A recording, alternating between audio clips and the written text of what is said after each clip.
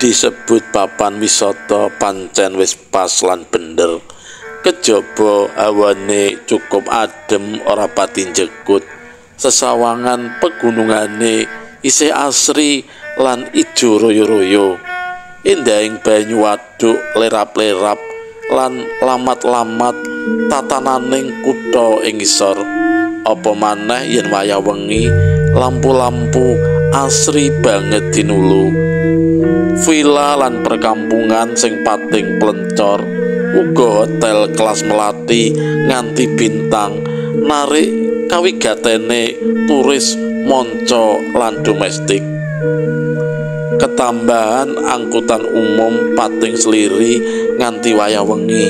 Nyoto ora salah yen Peter Dehan koncoku bule kuwi nawani aku liburan ing villane. Villa keluarga tinggalane saka buyute. Kabare biyen ing jaman sadurunge perjuangan kamardikan, Herman van Bommel mbah buyute Peter iki minangka salah sijine amtenar ing kutha penggede pemerintahan kolonial iku nuku tanah lan ngedekake villa ing papan wisata iki. Pesanggrahan kanggo ngenggar-enggar ati lan palereman ing mangsa liburan. Kejaba uga kanggo ngawasi perkebunan teh darbeke. Sawise perang kamardikan, Herman bali menyang Nederland lan kabeh usahane diwarisake marang Patrick de Cruz. Patrick pepisahan karo sisiane Noni Londo banjur nikah karo Ayu Sumarmi keturunan ningrat duwe turun lanang lan wadon yaiku Peter lan Susana. Peter kanca kuliahku ing Oxford Inggris nalika semono. Dheweke kanca ragetku nganti saiki padha baline ing Jawa. Peter de Cruz kapasrahan nerusake usaha perakitan sepeda motor lan perkebunan teh, dene Susana buka usaha butik ing ibu kota. Keluargane Peter sumadulur lan raket karo keluargaku, malah sering sambang sinambang. Mula nalika aku teka ing villa pesanggrahan iki kinurmatan kaya marang Pak Patrick pribadi, senajan lagi sepisan kuwi aku teka mrene. Mbok menawa Peter wis nelpon luwih dhisik marang penjaga villa kuwi. Villa mapan ing sandure gumuk nanging ora pati adoh saka pusat wisata lan pasar. Den menika kamaripun, yen betah menapa-menapa mangke kula semah kula ingkang ngladosi, ature Pak Sudiman Manembromo. Aku mesem mantuk karo ngulungake duit atusan ewon sak lembar. Ngeluk boyok nyambi nonton TV ing ruang keluarga sakwise kesel muter-muter papan wisata mau. Pelesiran numpak jaran sewan, renang ing pemandian sing banyune adem temercep, ngiras jajanan sate kelinci sing mirasa. Ing wanci sore nyedaki surup surya sunar jingga sumunar saka jendela lan belik liwat kaca pangilon gedhe ing tembok. Bola-bali mindah channel ora ana acara sing meranani. Muteri ruangan deleng foto-foto kuno lan lukisan cat minyak gede sing tumempel ing tembok. Lukisane menir Herman van Bommel nyandang seragam dinas katon angker lan merbawani. Foto hitam putih sekalian karo noni londo, mestine iki fotone Mevrouw Herman sing wis pisahan. Banjur gambar lukisan paraga Jawa ayu lungguh ing kursi. Oh, iki mesti Den Ayu Sumarmi, ibune Pak Patrick de Cruz. Sawise rampung njenggelengi gambar lan foto, banjur barang antik sing dipang nganti tekan pojokan ruangan. Papane jam lonceng kuno lan antik ngadeg bako antep dipendem bagian ngisore ing jobin marmer ruangan iki. Lonceng kuno weton saka pabrikan Jerman. Barang antik kuwi umure dak taksir saka pliturane luwih 100 taunan. Barang kuno tur langka mesti larang regane. Isih mulus pliturane ora dipangan teter utawa ngenget. Eman pandome ora muter, jam kuwi mati, nanging isih ana kunci puteran pir sing tumempang ing dhuwure. Dak jupuk lan dak iling-ilingi, ing pikirku jam iki isih urip yen pire diputer maneh. Alon-alon lawange jam dak buka, ana swara gemerit kemriyet. Dak senggol bandule supaya goyang, nanging pundakku krasa ana sing nyenggol lan jawil. Nuwun sewu, Den. Ampun digesangake jam niku wawaler larangan saking Tuan Herman Swargi lewat jendate bapak kula. Sinten mawon boten angsal gesangke jam niku, malati sanget bebayani. Panyaruwe Pak Diman ngerti-ngerti wis ana mburiku, mencereng tondo atine ora seneng. Aku mundur lan banjur menehake kunci puteran jam iku. Aku takon apa sebabe dilarang, malah yen dipateni jam iku bisa rusak lan dongkrok. Dheweke meneng mung gedheg, semune wedi lan nyimpen wadi siningit. Pak Diman banjur ninggalake ruangan kuwi bareng karo angslupe Surya Candikala. Samar-samar ing kaduan keprungu kumandange adzan maghrib. Pitakonan gantung sing ora kejawab. Iki ndadekake aku saya penasaran. Anane tembung gawat, malati lan bebayani, banjur apa werdine? Saka panemuku ing jaman super modern iki wis ora kudu melu bab-bab sing magepokan karo gugon tuhon utawa tahayul. Kapercayan sing blegedes kuno ora tinemu nalar senajan diulur-ulur kanthi matematika. Mung digotak-gathuk waton mathuk wis ketinggalan adoh.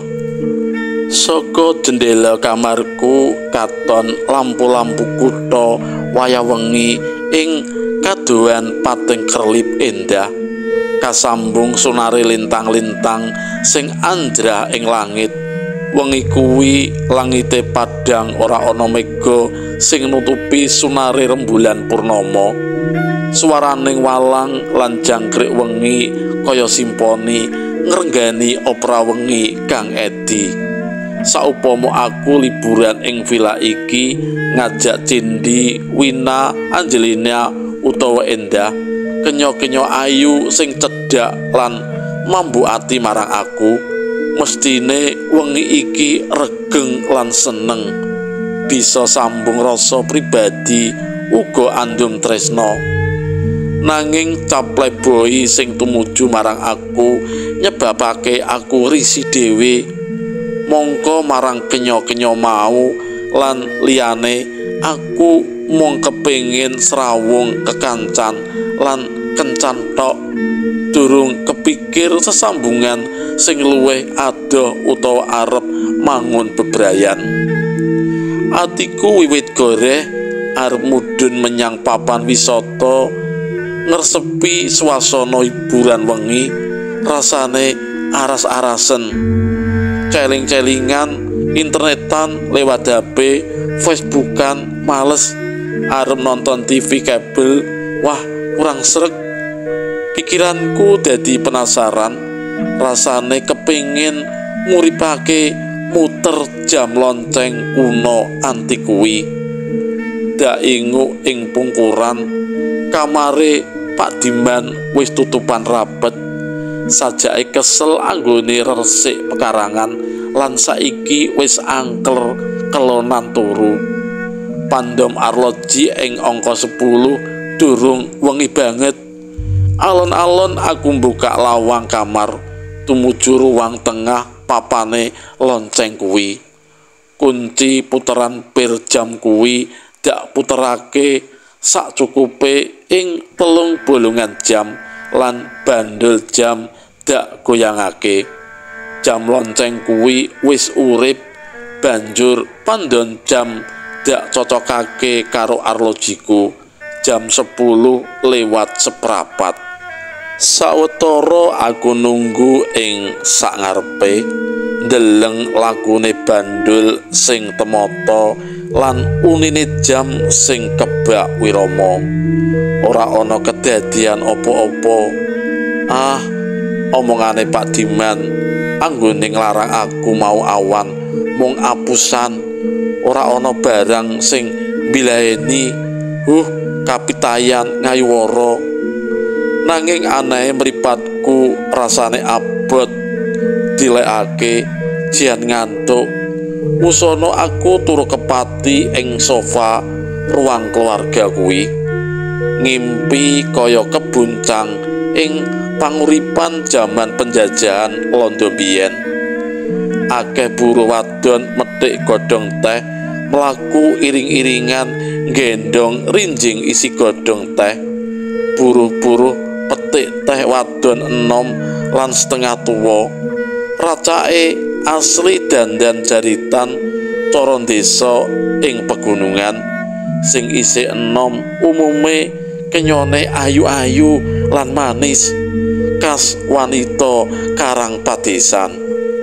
Ing antarane kenya pemetik mau ana sing luwih manjila, kulite kuning merusuh, pawakane lencir wewek isi, eseme pahit madu, uga lelewane neng semake. Riningsih kembang desa sing dadi kembang impene para muda. Akeh sing kepingin ngayunake nanging sajake dheweke ora gape. Mung marang aku sing rewangi mandor nimbangi nganggo dajin godhong teh petikan kuwi, dheweke kerep balang liring netra lan esem, nyebabake atiku dadi tratapan. Apa aku bakal kejirit lawe tresno? Sajake Pak Mandor ngerti gelagat enggal bisiki marang aku. Aja sembrana, cawadon kuwi dadi incerane Tuan Herman, tuan besar sing duwe perkebunan iki. Kabare meh didadekake nyai, tegese bakal digundik. Mula aja golek mala. Aku mung mlenggong, eman yen kenya ayu kuwi dadi gundik simpenane Walanda perkebunan. Genta lonceng muni kaping 12, jam 12 wengi. Genta swara ulem kuwi keprungu saka jam lonceng anti kuno. Aku kaget lan nglilir saka pangimpen. Lho, ing ruang iki malih rame kaya ana pesta. Akeh tamu-tamu bangsa Walanda lan penggede pribumi padha teka. Nyonya lan nonik-nonik Londo padha dansa-dansi kairing musik orkestra. Menir lan Mefrop Irman minangka tuan rumah bikut nampani salam saka para tamu. Tuan Herman ambal warsa sing kaping 45 nggelar pesta Andrawina ing villa kuwi. Jenewer lan whisky uga daharan sarwa mirasa banyu mili. Bangsa Walanda lan pribumi sing kaanggep sejajar suka parisuka ing jero ruangan dene para mandor kebon, lurah, bayan lan sapanunggalane pestane ing teras lan pelataran villa. Ing antarane tamu-tamu mau rada nyisih kepiring paraga kenya ayu nyandang kebaya warna abang. Umume yen ing pesta kuwi swasana meriah tur seneng gumbira, nanging kenya ayu iku katon suntrut lungguhe ora jenak. Bola-bali tangane diremet-remet dhewe karo mandeng tajem marang Tuan Herman lan sisiane. Awit mapane kaling-kalingan pilar lan pot-pot kembang, pemandanganku kurang cetha mungguh pribadine kenya kuwi. Nanging sajake aku wis nate ketemu, nanging ing endi aku dhewe lali. Kepengin yakinake aku melipir ing antarane para tamu sing lagi dansa. Aku nyedaki kenya iku, lho jebule Sriningsih kenya buruh pemethik teh sing ketemu ing alam pangimpenku. Ngerti tekaku Sriningsih mung mantuk tanpa es manis kaya nalika ing impenku. Dak deleng ing pojok-pojok mripate sing blalak kuwi, luh banyu bening tumetes nelesi pipi. Sriningsih brabak nangis, rasa sumendal atiku trenyuh. Alon-alon dak candak tangane sing alus lumer, ora pojo-pojo yen kuwi tukang buruh petik teh. Pantese yen dheweke kuwi kenya gedongan, dak aras drijine saya brebel luwe. Herman pancen durjana. Aku kaget krungu tembunge sing alon lan nandes kuwi. Dak coba ngaring-aring lan menehi panglipur, dheweke malah saya ngguguk banjur ngrangkul aku. Pekewuh lan samar yen dikawruhi dening tamu liyane, aku ngajak dheweke sumingkir saka ruang tengah villa kuwi supaya ora nyujanani aku nyangking whisky sak botol. Sriningsih malah ngajak nyelingker mlebu ing kamar sisih mburi villa. Kamar Penny iku kamar pribadine. Sriningsih cerita yen dheweke saiki wis dadi wanita simpenane Herman. Alasan dheweke sago dadi gundik amarga Herman janjeni yen sakwise megat bojone, Herman bakal nyengkakake dheweke ganteni dadi Nyonya Herman van Bommel, lan janji bakal marisake villa iki lan kebun teh marang dheweke. Nanging kasunyatane wektu iku Herman malah pesta Andrawina ing villa kuwi ngajak sisiane Sinoni Londo Bule. Ketambahan diapusi lan ditandingake saka pengaruh minuman whisky sing dak gawa mau. Sriningsih lan aku kaya kena gendam pamilut. Ing kamar mburi kuwi anane mung sumlengete birahi. Sriningsih sing ketemu ing pangimpen iku saiki ngeglo lelewa ing ngarepku. Donya isine mung kanggo wong loro. Ora ngerti sapa sing miwiti. Aku lan dheweke wis uleng nglegena melahi prau birahi tumuju samudraning kanikmatan ulah salulut mecai rasa. Herman sing muntap kanepsone narik pistol diarahake marang aku. Ngeman raga yen mung mati konyol, aku njur melumpat rajang kepungan, bradat melayu rajang petenge wengi. Pistol jumedhor wola-wali, keprungu jerit sambat kelaran. Sriningsih mati lalis ketrajang mimis, geger ing vila kuwi, nanging aku terus melayu saya adoh. Kekeselen banjur tiba nyungsep, aku semaput. Miturut kandha, aku ditemokake nglegena ing sawah pinggir jurang, watara 5 kilometeran saka arah vila.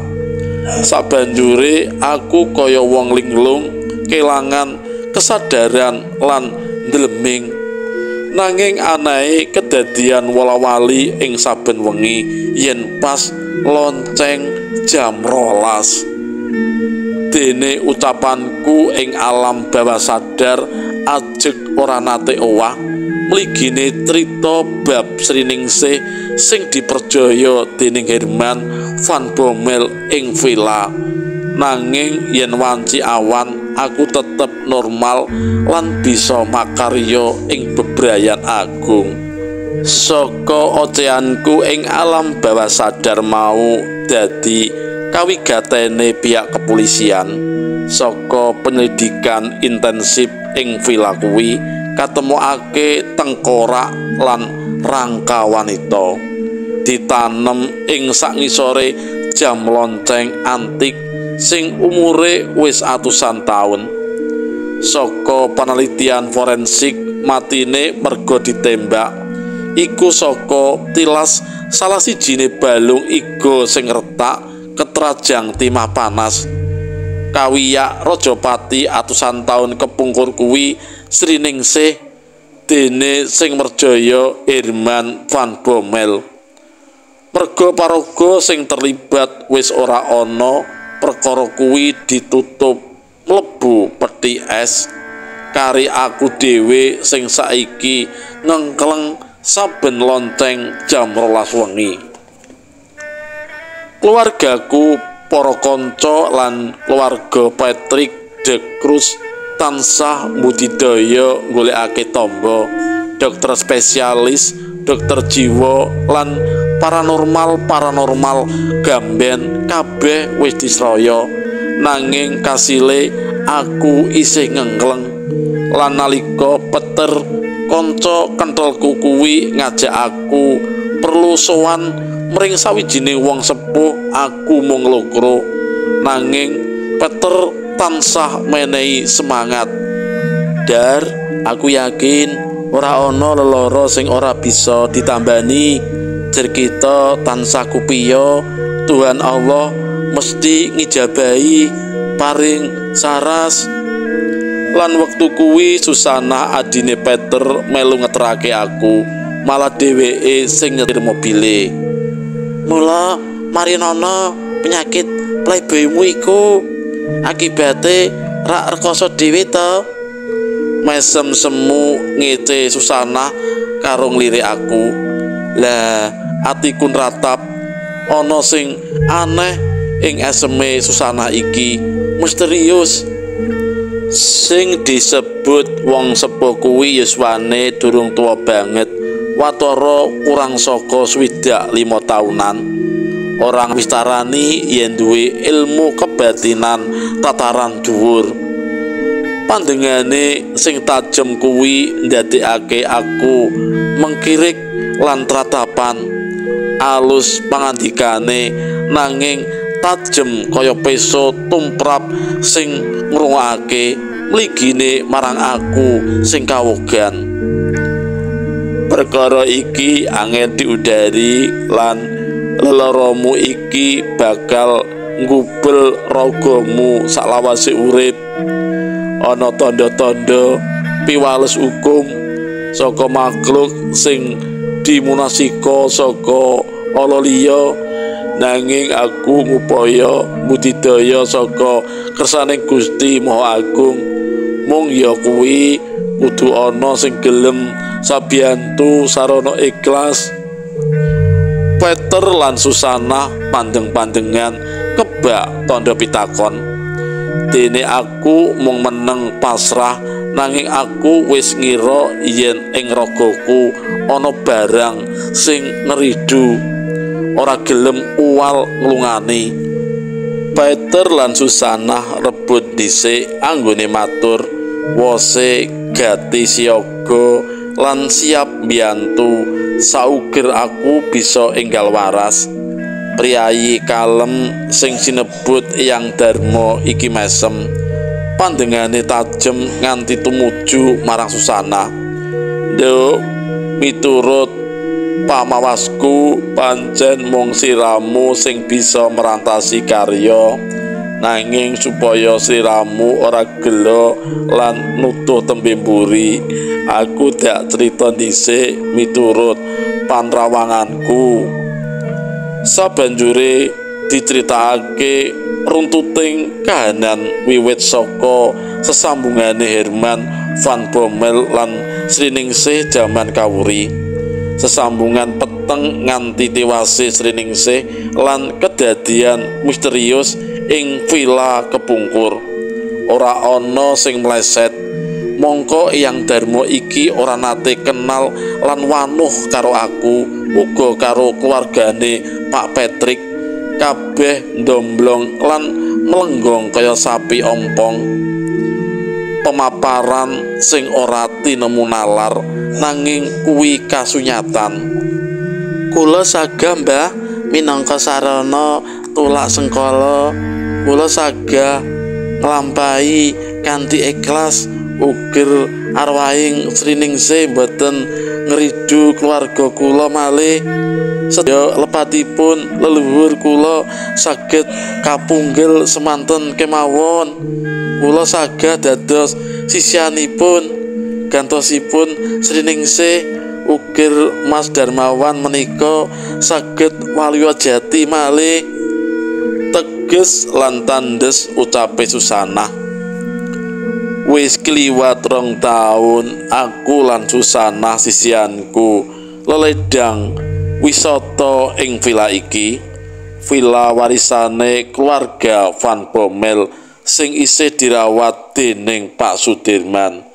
Villa sing ngandhut misteri, nanging saiki wis bisa kawedar merlokake wektu ziarah kubur ing makame Sriningsih. Senajan wanci awan drandang kaya katon wayangane Sriningsih ing anggane Susanah, mesem ngujiwat manis kaya eseme sisianku. Cutel.